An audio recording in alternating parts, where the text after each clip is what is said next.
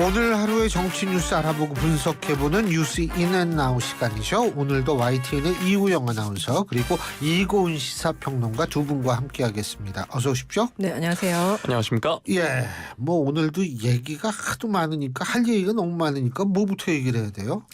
네, 일단 이 이야기는 계속해서 나오고 있습니다. 바로 더불어민주당 돈봉투 의혹 이야기인데요. 이건 뭐 매일 하죠. 일주일 내내. 말씀하세요. 더불어민주당이 2021년 전당대회 돈봉투 의혹 파문 계속해서 내홍을 겪고 있습니다. 오늘 검찰이 송영길 전 대표에 대해 출국 금지 조치를 했다는 소식 먼저 전해주시겠습니다. 네, 돈봉투 의혹의 핵심 인물 송영길 전 대표가 어제 인천국제공항을 통해서 파리에서 귀국을 했었죠. 이 사건을 수사하는 검찰이 금품 살포의 최종 수혜자로 보이는 이 송 전 대표에 대해서 출국 금지 조치를 했습니다. 사실 윤관석, 이성만 민주당 의원 그리고 이정근 전 민주당 사무부총장, 강래구 전 한국수자원공사 감사 등 이렇게 돈봉투 살포에 관여한 인물들이 모두 당시 송 전 대표 캠프에 참여했던 인사들이고 또 돈봉투 제공 행위의 목적이 송 전 대표의 당선이라는 점에서 검찰이 송 전 대표가 단순하게 인지한 것을 넘어서서 적극적으로 범행에 개입했을 가능성이 있다 이렇게 의심했기 때문으로 보입니다. 네. 검찰이 확보한 이른바 이 이정근 녹취 파일에서도요. 이것을 뒷받침하는 정황들이 다수 포함되어 있었다. 이렇게 언론 보도가 많이 나오기도 했었는데요. 그러나 송 전 대표는 후보가 그런 캠프의 일을 일일이 챙기기 어려웠다. 이렇게 돈봉투 살포 사건의 지시 혹은 인지 본인이 묵인했다. 이런 의혹들을 모두 부인하고 있는 상황입니다. 네. 그런 가운데 어제 이종배 국민의힘 서울시 의원이 고발하면서 송 전 대표가 현재 자동으로 피의자 신분이 된 상황인데요. 검찰은 이 강 씨 등 공여자 조사부터 진행하고 나서 금품을 수수한 국회의원을 특정하는 작업 이런 것들을 거쳐서 그래서 종착지로서 송 전 대표에 대한 조사까지 나아간다는 방침인데요. 그래서 실제로 송 전 대표에 대한 소환 조사가 이뤄지는 데까지는 다소 시간이 좀 걸리지 않을까 이렇게 생각이 됩니다. 네. 한편 이에 대해 국민의힘은 민주당을 향한 그리고 또 이재명 대표를 저격하는 목소리도 지금 내고 있습니다. 네, 국민의힘은 이 전당대회 돈봉투 의혹에 휩싸인 민주당에 대해서 유해 정치 집단이다 이렇게 규정을 했습니다. 앞서서 송 전 대표가 자진 탈당을 선언을 했죠. 그러면서도 돈봉투 사건을 전혀 몰랐다 이렇게 밝히기도 했는데 이것을 겨냥한 듯이 이양수 원내수석 부대표는 이 야당의 전당대회 돈봉투 파문 상황을 보면 법의 존엄성은 온데간데 없고 나몰라라 책임 회피와 탈당 위장주만 난무하는 것 같아서 너무 안타깝다 이렇게 네. 밝히기도 했고요. 또 이 각종 사법 리스크를 안고 있는 이재명 대표를 저격하는 목소리도 나왔습니다. 유상범 수석 대변인은 라디오 인터뷰에서 송 전 대표의 탈당 선언에 대해서 정치적인 할리우드 액션이다 이렇게 평가절하했고요. 민주당 내에서 선제적으로 탈당 조치를 하지 않은 것에 대해서 이 당대표가 주도해서 그걸 할 수 없는 상황, 내부에서 어떤 조치도 못하는 상황에 대해서 지적을 하기도 했습니다. 그리고 장해찬 최고위원도 리더가 당내 목소리를 내고 기강을 바로 세우려면 자기가 깨끗해야 한다 이렇게 꼬집기도 했습니다. 네, 이재명 대표에게 이제 어제 취재진들이 이제 질문을 하는 장면이 포착이 됐는데 민주당에서는 이재명 대표도 그랬고요. 불법 정치자금 수수 혐의로 수사를 받고 있는 김현아 전 국민의힘 의원을 언급하면서 역공에 나섰거든요. 이 부분에 대해서는 어떻게 보시나요? 오늘은 아마 또 다른 인물을 거론을 했을 겁니다. 그런데 이렇게 하면은 사실 국민들의 입장에서 볼 때는 도끼인 개끼이다라는 인상을 줄 수도 있고 이것이 전형적 물타기다라는 인상을 또 줄 수가 있습니다. 지금 민주당이 여론에 있어서의 조금이라도 호응을 얻기 위해서는 처절하고 철저한 자기 반성의 모습을 사실 보여야 하거든요. 근데 이런 식으로 자꾸 얘기를 하면 남도 그런데 우리가 이런 느낌을 줄 수 있는 위험성이 있어요. 그래서 저는 이거는 조금 그 접근 방식이 좀 문제가 있지 않을까라는 생각을 하죠. 네, 민주당 내부에서의 갈등도 격화되고 있습니다. 송영길 전 대표는 조기 귀국 또 자진 탈당 조치까지 이뤄진 건데 연루자로 지목된 윤관석, 이성만 의원에 대한 탈당 압박도 점차 거세지고 있다고요? 네, 송 전 대표가 지금 조기 귀국하고 자진 탈당까지 한 상황에서 이제는 이 돈봉투 살포를 주도한 이 혐의를 받고 있는 이 두 의원에 대한 탈당 조치가 뒤따라야 한다라는 의견이 분분한 상황인데요. 두 사람이 결자 해지를 해라. 그렇지 않으면 이재명 대표가 출당 혹은 제명 같은 용단을 먼저 내려야 한다. 이런 요구도 비명계 일각에서 또 나오고 있습니다. 네. 지도부는 사실 내심 두 사람이 먼저 결단을 내려주기를 바라는 그런 분위기도 읽히는데요. 그러나 이제 이런 것들이 여의치 않게 되면 강제로 출당하게 되는 그런 카드까지도 시나리오에 포함되지 않았겠는가 이런 기류도 읽히고 있습니다. 네. 또 비명계는요. 공개적으로 이 대표를 거세게 압박하고 나섰는데요. 이원욱 의원 같은 경우는 이 라디오 인터뷰에서 법률적 사법적 판단을 기다릴 것이 아니고 정치 도의적 책임을 물어야 한다면서 지금은 정말 지도부의 결단이 필요한 시기다. 온정주의를 배격하고 단호하게 해야 한다. 이렇게 말을 했습니다. 또 한편으로는 이들의 탈당이 아직 이르다. 이런 주장도 있는데 최재성 전 의원 같은 경우는 이 구속영장을 청구하거나 기소할 때 판단할 수 있는 계기가 비로소 올 것이다. 이러한 답변을 내놓기도 했습니다. 한편 당 지도부는 불법 정치자금 근절을 위한 정치 혁신안 마련을 하는데 이 속도를 낼 전망인데요. 뭐 사실 이게 뭐 소일고 외양간 고치는 꼴이 되지 않을까. 뭐 그렇진 않아야 할 텐데 아쉬운 대목입니다.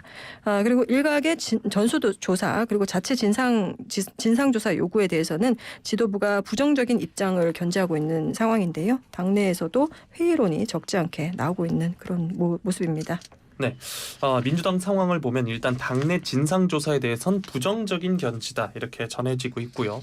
송 전 대표는 그렇다고 치더라도 실명이 제기된 윤관석, 이성만 의원 그리고 돈 봉투를 받았다는 의혹에 휩싸여 있는 20명의 현역 의원에 대해서는 아무런 조사가 이루어지지 않을까요? 어떻게 보시나요? 이거는 어디까지나 의혹이기 때문에 네. 그리고 이게 뭐 지금 누군지도 모르고 그러니까 사실은 뭐 이론적으로 따지면은 일단 이들에 대한 조치라는 거는 저는 좀 너무 이른 얘기고 단지 이제 문제는 조사가 문제인데 자 조사를 하잖아요. 예? 조사를 해서 뭔가가 밝혀졌다고 칩시다. 그러면 조사에서 끝나면 안 되잖아요. 조치를 취해야 될 거 아닙니까? 조사하는 목적은 조치를 취하기 위해서 하는 거니까.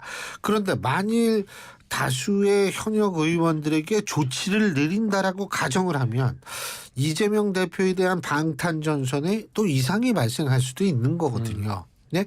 그러니까 이게 사실 이러지도 못하. 그렇다고 해서 야 이게 문제가 생겼는데 그냥 안고 가나?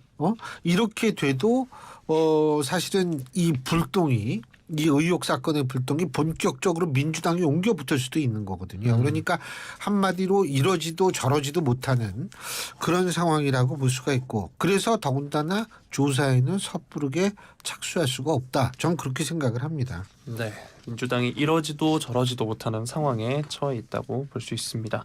자, 다음 소식으로 넘어갈 텐데요. 윤 대통령이 어제 국빈 방미를 위해 떠났고 우리 시각으로 오늘 새벽에 도착을 해서 방미 일정을 소화하고 있는데 한미가 오는 26일 백악관 정상회담에서 한국에 대한 미국의 확장 억제 공약을 담은 별도의 공동 성명을 발표할 것임을 공식화하면서 성명에 담길 확장 억제 강화 방안에 관심이 쏠리고 있는 상황입니다.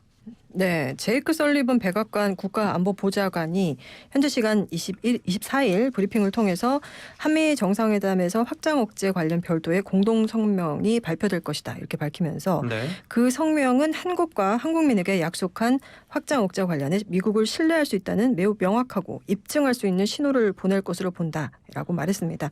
그러면서도 미국은 한국이 핵무기 확산 금지 조약에 따른 비확산 의무를 잘 이행해왔고 앞으로도 그럴 것으로 본다라면서 한국의 독자 핵 무장론에는 다소 선을 그었는데요. 그래서 성명에 담길 이 확장 억제 강화 방안에 이목이 집중될 것으로 보입니다. 이렇게 이제 양국 정상이 정상회담 후에 확장 억제와 관련한 별도의 문서를 내놓게 되는 것은 이번이 처음이라고 하는데요.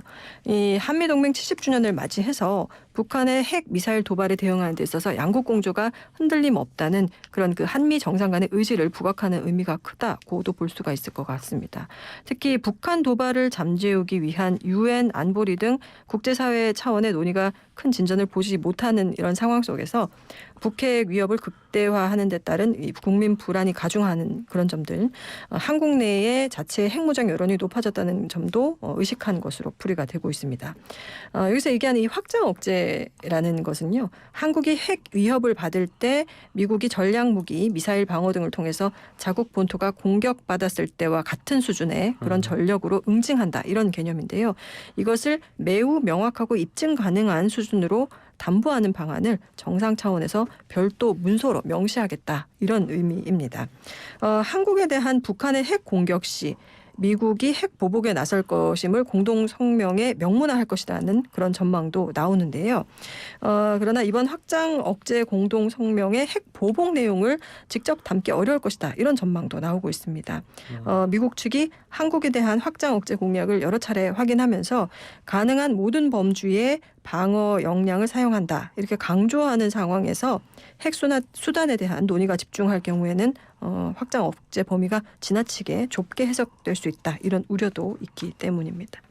네, 이 내용을 정리해 보면 어쨌든 한미 정상회담 이후 확장 억제 방안을 담은 별도의 문건을 발표할 거다, 이런 건데 어느 선까지 내용이 담길 거라고 앵커님은 예상하시나요? 글쎄요, 뭐 그거 모르지만 일단은 국민들을 안심시키기 위해서는 구체적으로 핵 보복에 있어서의 조건, 다시 말해서 핵 사용 조건이라든지 핵 사용 방식이라든지, 그리고 이것을 운반 수단, 전략 그 자산을 어느 정도 상시 투입할 수 있느냐, 운용할 수 있느냐, 이런 것들을 구체화시킬 수 있는, 추후에 이런 구체적인 건 이제 추후에 구체화가 돼야 되는 문제지만, 네. 그 추후에 구체화시킬 수 있는 어떤 그런 단초로 적용할 수 있는 추상적이 아닌 그런 공동성명이 돼야 된다라는 생각을 가지고 있습니다. 더군다나 이제 국내에서 그 핵 보유, 우리 스스로 핵을 보유해야 한다라는 여론이 높아지고 있다라는 것을 아마 미국도 알 것이기 때문에 이 확장 억제 범위가 지나치게 좁게 해석될 수 있다는 우려, 이런 것보다는 일단 우리나라에서 그런 그 국민들이 그런 목소리가 커지지 않도록 하는 것이 본인들을 위해서도 좋거든요. 그런 측면에서 아마 미국이 좀 고려를 해야 될 것이다, 이런 생각이 듭니다. 더군다나 이런 구체적인 얘기가 나오지 않은 상태에서의 추상적인 공동성명이 되면 이것이 이제 또 진보 보수 가릴 것 없이 또 이제 그 좀 비난 섞인 얘기들이 나올 가능성이 있기 때문에 우리 정부의 짐이 좀 무겁다라고 볼 수가 있겠죠. 네. 어제도 이제 한미 정상회담 관련해서 말씀 이제 나누면서 경제, 외교 안보뿐만 아니라 경제 얘기도 할 거다, 이렇게 중요하다 또 얘기를 말씀을 했는데, 오늘은 이제 안보 위주로 좀 이야기를 해보도록 하겠습니다. 윤 대통령이 방미 전에 가졌던 로이터와의 인터뷰에서 했던 발언이 여러 논란을 낳았는데, 그 중에서도 우크라이나에 대한 조건부 무기 지원 이야기가 나온 바 있죠. 이 이야기가 의제에 담길지에 대한 대통령실의 입장이 나왔다고요? 네, 대통령실은 백악관이 우크라이나 문제가 한미 정상 간 중요한 대화 주제가 될 것이다, 이렇게 언급한 것과 관련해서 오는 26일 한미 정상회담 의제에 우크라이나 무기 지원이 포함될 가능성에 대해서만은 현재까지는 아니다, 이렇게 밝혔습니다. 그러니까 한미 정상회담에서 국제적으로 이 우크라이나 문제를 현안으로서 언급을 할 수는 있겠지만, 이 첨예한 이슈인 무기 지원에 대해서는 직접적인 논의가 이뤄질 가능성, 이것에 대해서는 좀 선을 그은 것으로 보이는데요. 앞서서 이 제이크 설리번 백악관 국가안보보좌관은 브리핑에서 한국의 우크라이나에 대한 탄약 제공 이슈와 관련해서 바이든 대통령은 한국의 비살상 지원과 제재 및 수출 통제 지원에 감사를 표하면서 현장의 군사적 상황에 대한 대화를 나눌 기회를 가질 것이다, 이렇게 언급한 바가 있습니다. 대통령실 관계자는 이것과 관련해서 글로벌 이슈가 나오면 현 상황에서 우크라이나 그리고 대만 문제를 이야기하지 않을 수 없다. 우크라이나 전쟁 상황과 관련해서 양국이 어떤 입장을 가졌는지 그 부분에 대해서는 충분히 얘기할 수 있다라고 설명을 했습니다. 네. 우크라이나에 대한 조건부 무기 지원 이야기에 대해서 대통령실이 선을 그은 모양새인데 이 대만 해협과 관련해서도 중국의 반발이 상당한 상황이거든요. 이 대만과 중국과 관련된 부분에서도 언급 정도만 나올지 어느 정도 이야기가 나올 수 있을까요? 그 지난 2021년에 문재인 당시 대통령과 바이든 대통령과의 그 한미 정상회담 때도 결국 그 이제 공동으로 얘기를 할 때 이 대만 문제가 나왔었거든요. 그러니까 미국의 대중 경제가 그때보다도 지금 더욱더 노골화가 됐기 때문에 나올 가능성이 있다라고 볼 수밖에 없고요. 이 대만 문제라는 것은 사실 중국이 주장하는 건 그거 아니에요? 이 뭐 중국은 하나의 중국이기 때문에 이건 국내 문제다라고 얘기를 하지만 사실 다른 나라, 우리를 포함한 동북아 쪽에 있는 국가들이 볼 때에는 이 만에 하나 어떤 그 변화가 올 때, 다시 말해서 스테이터스코 현상 유지가 깨졌을 경우에는 이 상당한 그 힘의 균형이 깨진다라고 볼 가능성이 있기 때문에 아마 그런 것을 방지한다는 차원에서도 이번에 얘기가 나올 가능성이 저는 있다고 봅니다. 네, 알겠습니다. 자, 다음 소식으로 넘어가 보도록 할 텐데요. 황준국 주 유엔 한국 대사가 유엔 안전보장이사회 안보리 공개 회의를 주재한 러시아 앞에서 우크라이나 불법 침공을 비판했다는 소식입니다. 네, 황준국 주유엔 한국 대사가 현지 시간으로 24일 뉴욕 유엔 본부에서 열린 안보리 공개 회의에서 우크라이나의 영토와 주권에 대해 불법적으로 무력을 사용한 주체가 오늘 회의 주제를 제안한 것은 슬픈 현실이다. 이렇게 이야기를 했습니다. 이날 회의 주제가 이 국제 평화 및 안보 유지, 유엔 헌장의 원칙 수호를 통한 효과적인 다자주의였는데요. 이번 달 안보리 순회 의장국이 러시아였기 때문에 러시아의 제안에 따라서 채택된 주제입니다. 그러니까 유엔 안보리 공개 회의를 주재한 러시아 면전에서 우크라이나 불법 침공을 비판한 것인데요. 이 황 대사는 유엔 회원국이 지켜야 할 핵심 가치로서 유엔 헌장상 무력 사용 금지 원칙을 언급을 했습니다. 그러면서 누구도 유엔 안보리의 상임이사국이 유엔 헌장을 철저하게 무시할 것이라고 예상하지 못했다면서 러시아를 특정해서 또 비판을 하기도 했습니다. 이 황 대사뿐만 아니라 그 대사의 발언에 앞서서 다른 회원국들도 러시아에 대한 그 이중성을 비판을 하기도 했는데요. 유럽연합의 회원국 대사들은 안보리 회의 직전에 공동 성명을 내고 모든 곳에서 러시아가 유엔 헌장을 모독하고 있다. 이렇게 우크라이나로부터 철군할 것을 촉구했습니다. 또 안토니우 구테우스 유엔 사무총장도 유엔 헌장과 국제법 위반에 해당하는 러시아의 우크라이나 침공은 그 나라와 국민들에게 커다란 고통 그리고 파괴를 초래한 것은 물론 세계 경제 혼란도 가중하고 있다. 이렇게 지적하기도 했습니다. 네, 제가 보도 자료를 조금 찾아보니까 황 대사가 꾸준히 러시아에 대한 비판의 메시지를 내놨더라고요. 지난해 10월에 러시아가 우크라이나의 4개 점령 지역에서 주민 투표를 한 뒤에 병합을 선언한 것에 대해서도 비판의 메시지를 냈고 올해였던 지난 3월 북한의 핵미사일 문제와 관련해서 중국과 러시아가 양비론을 퍼뜨리고 있다. 비판의 메시지를 냈는데 러시아와 중국에 대해서 너무 강경의 메시지가 계속 나오는 거 아니냐 이런 우려의 목소리도 있던데요. 어떻게 보시나요?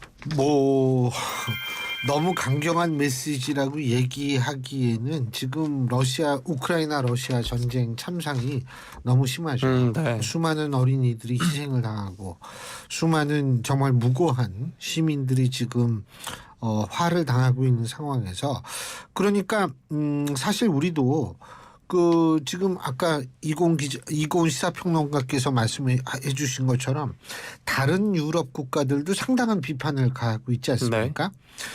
이 얘기는 결국 뭐냐면 지금 제가 거듭 말씀드리지만 새로운 블록화, 새로운 냉전이 발생하고 있기 때문에 우리로서는 명분적으로나 어떤 그 지금 현 상황적으로나 당연히 러시아를 비판할 수밖에 없는 상황이다. 저는 그렇게 보고 있고 더군다나 이 외교관 생활을 오래 하신 분들은 그러한 것들에 대한 정확한 판단이 저는 있고 그 판단을 믿고 그리고 또 우리 정부의 입장도 어느 정도 반영을 해야 되고 정부의 입장이라는 것은 이른바 서방 세계와의 그 협력 관계 속에서 또 이루어지는 것이기 때문에 저는 뭐 이거 큰일 났다라고 생각할 수는 없을 것 같아요. 거듭 말씀드리지만 변화하는 세계 질서를 우리가 좀 들여다봐야 된다는 거죠. 네, 변화한 세계 질서를 들여다봐야 된다 이렇게 말씀을 해주셨고요. 다음 소식으로 넘어가 보도록 하겠습니다.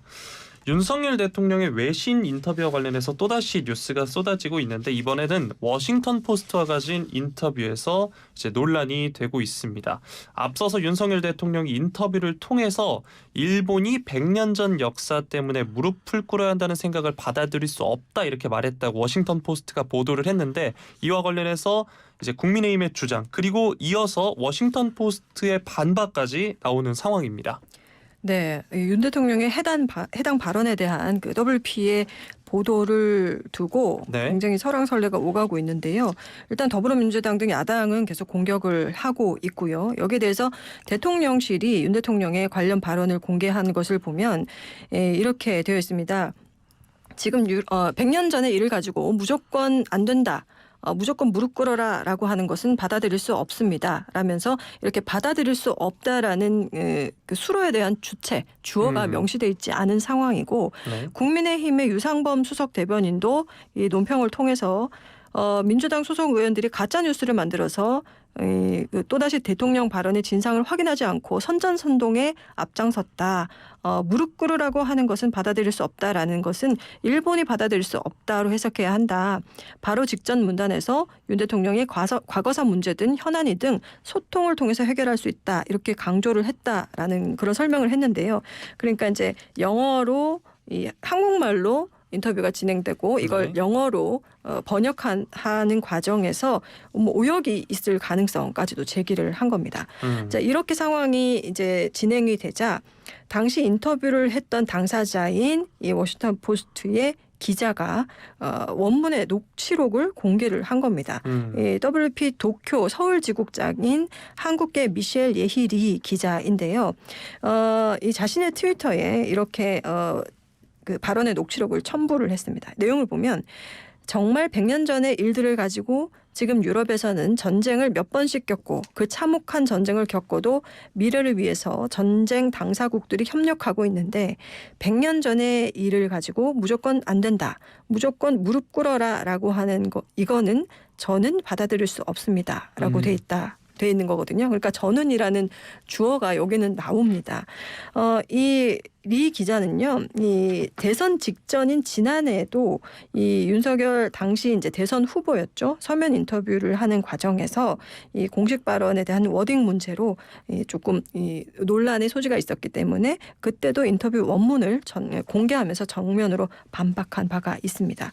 이게 이제 인터뷰를 하게 되면 실제 워딩이 있고 또 이게 또 맥락이 있잖아요. 그래서 좀 서로의 이해가 달라서 생기는 좀 그 오해와 갈등 그리고 논란들이 있을 수가 있는데 사실 메시지 관리를 하는 전문가들이 참모로 역할을 하는 이유도 사실 이러한 그 메시지 관리를 좀 더 잘하기 위한 것인데 통상 대통령의 워딩 같은 경우는 좀 원론적이고 좀 포괄적인 워딩을 사용하는 것이 일반적이긴 하거든요. 근데 이 인터뷰에서는 좀 더 이렇게 날 것의 워딩들이 많이 사용됐던 점이 논란을 낳은 또 원인 중에 하나가 아닌가 싶습니다. 이번 논란, 지난 국빈 방문 관련해서 이제 로이터 통신과 인터뷰보다 이번 인터뷰 워싱턴 포스트 인터뷰 내용으로 인한 정치권 논란이 더 뜨거운 상황인데 이런 상황에 대해서는 어떻게 보시나요? 일단은 대통령의 어떤 언급 지금 이곤 평론가께서도 말씀을 해주셨듯이 그 좀 이 말이 너무 좀 뭐라 그래야 되나 일반적인 정치인 혹은 외교적 수사는 아니라고 볼 수가 있거든요. 죄송합니다. 그리고 두 번째는 이 수습하는 과정이 항상 문제예요. 그러니까 이게 막 뭐 한쪽에서 그러니까 여당 같은 경우에 아니다라고 얘기를 했는데 저쪽에서 그게 아니라 이런 거다라고 더군다나 워싱턴 포스트 네. 물 한 잔 드시죠. 네. 죄송합니다. 워싱턴 포스트 같은 데는 당연히 녹취하지 않았겠어요.